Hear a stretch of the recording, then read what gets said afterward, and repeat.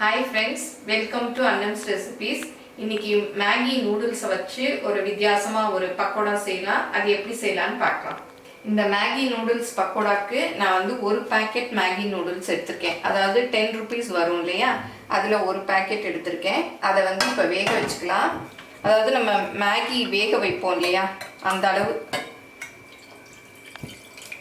1.25 ஊத்திருக்கேன். இப்போ இதை வந்து கொஞ்சம் ஒடிச்சிட்டு போட்டுக்கலாம். ஏன்னா அப்புறம் வெந்த பிறகும் நம்ம வந்து அதை பிசைய தான் போகிறோம். இந்த மாதிரி ஒடிச்சு போட்டு இதை வந்து வேக வச்சு எடுத்துக்கலாம். இப்போ மேகி பாருங்கள் நல்லா வெந்துருச்சு. இப்போ வந்து தண்ணியை எடுத்துட்டு அப்படியே ஊற்றிக்கலாம். இந்த தண்ணியை வந்து அப்புறம் நம்ம பக்கோடா போடுறச்ச வேணும்னா ஊற்றி பிசைஞ்சிக்கலாம். இப்போ மேகி இதுலேருந்து நல்லா தண்ணிலாம் வடிஞ்சிருச்சு.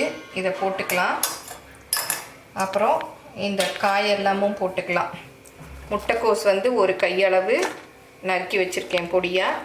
அப்புறம் கேரட்டும் ஒரு கையளவு துருவி வச்சுருக்கேன். அப்புறம் கொத்தமல்லி, அப்புறம் வெங்காயம், பச்சை மிளகாய் 1 பொடியாக கட் பண்ணி வச்சுருக்கேன். எல்லாத்தையும் போட்டுடலாம். மேகி நூடுல்ஸில் வந்து உப்பு இருக்கும், அதனால உப்பு மாத்திரம் பார்த்து போட்டுக்கணும். இந்த காய்க்கு மாத்திரம் போட்டுக்கலாம்.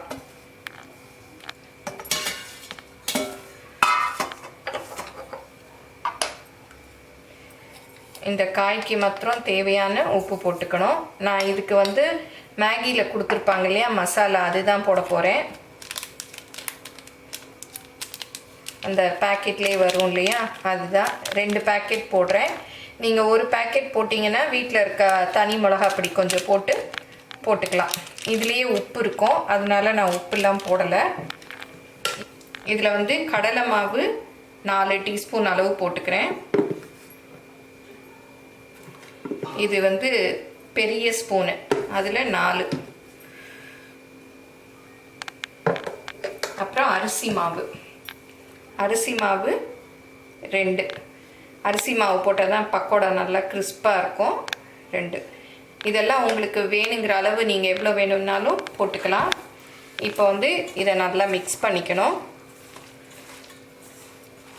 மிக்ஸ் பண்ணிவிட்டு இந்த மேகியோடைய தண்ணி இருக்கு இல்லையா, தண்ணி பத்தலைன்னா அதை கூட ஊற்றி பிசைஞ்சிக்கலாம்.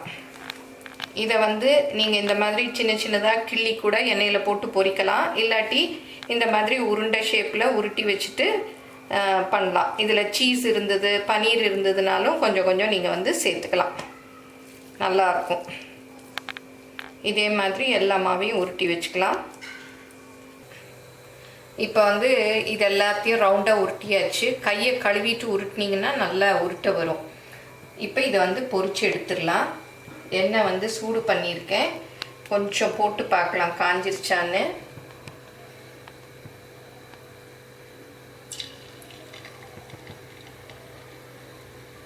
அப்படி மேலே வந்ததுன்னா காஞ்சிருச்சுன்னு அர்த்தம்.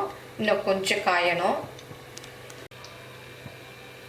இப்போ வந்து ஒரு உருண்டையாக போடலாம். அடுப்பை வந்து எண்ணெய் காஞ்சதும் கொஞ்சமாக குறைச்சி வச்சுக்கிட்டணும், ஏன்னா நல்லா வேகணும்.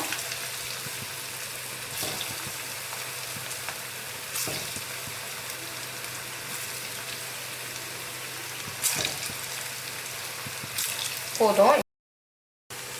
போட்ட உடனேயே வந்து திருப்பி விட்டுறக்கூடாது. கொஞ்சம் பாருங்கள், இப்போ வெந்துருச்சு. இப்போ வந்து திருப்பி விட்டுக்கலாம்.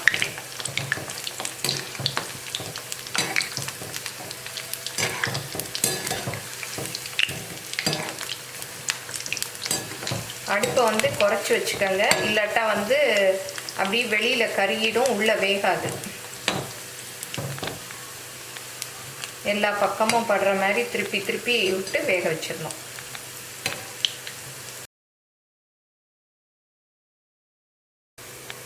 இப்போ பாருங்கள், நல்லா கோல்டன் ப்ரௌன் கலரில் நல்லா வெந்துருச்சு.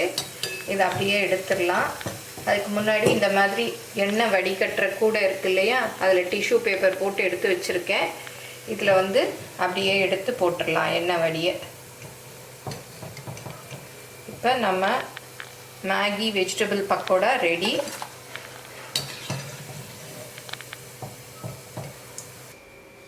இப்போ பிள்ளைங்க எல்லாமே வீட்டில் இருக்கிறதுனால ஈவினிங் ஏதாவது டிஃபன் பண்ணணும்.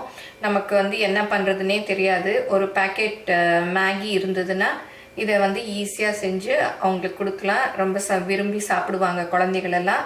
அதோட நம்ம வந்து ஈவினிங் ஏதோ பாலோ காஃபியோ கொடுத்தோன்னா ஒரு ஈவினிங் டிஃபன் முடிஞ்சிடும். இப்போ மேகி நூடுல்ஸ் வச்சு வெஜிடபிள் பக்கோடா ரெடி பண்ணியாச்சு. பாருங்கள், நல்லா டேஸ்டியாக இருக்குது. இதை வந்து நல்லா வேக வைக்கணும், இல்லாட்டா நசுக்கு நசுக்குன்னு இருக்குது. நல்லா கிறிஸ்பாக வேக வச்சுக்கோங்க. அடுப்பை குறைச்சி வச்சுக்கோங்க. பாருங்கள், நல்லா வெந்திருக்கு. அப்படியே ஆவி பறக்குது. நல்லா வெளியில் எல்லாம் கிறிஸ்பாக இருக்குது. நல்லா டேஸ்ட்டாக இருக்குது. இதை எல்லோரும் செஞ்சு பாருங்கள். எப்படி இருந்ததுன்னு உங்கள் கமெண்ட்ஸை சொல்லுங்கள். தேங்க்யூ.